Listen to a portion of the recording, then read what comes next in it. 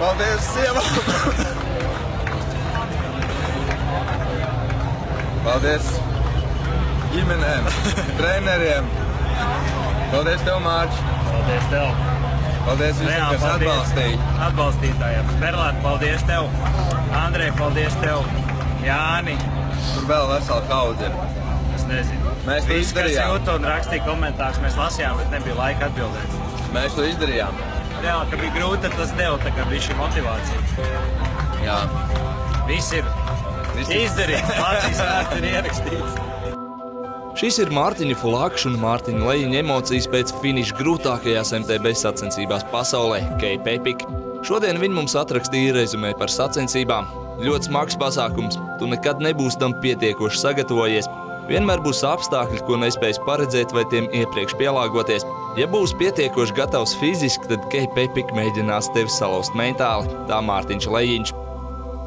Šī rīta labā ziņa vai sliktā nezinām, bet trasi ir saīsināti, jo vakar ir izstājušies vairāk 80 pāri, kas ir aptuveni 12% no visiem dalībniekiem.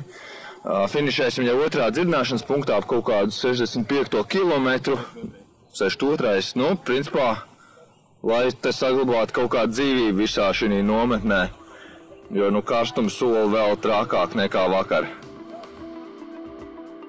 Šī gada Cape Epic lielākais pārbaudījums, ar ko daudz netika galā, bija milzīgais karstums. Saulē pat vairāk par plus 45 grādiem.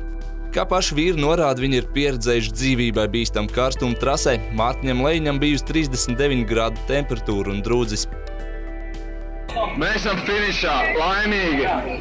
To no 6,5 stundas. Lejiņš tā sildīt makaronus. Viņš ir dzīvs. Es arī esmu dzīvs un reāls. Redz, tas čals man liekas, ko vems. Visi viņi vems. Nē, te ir krampis.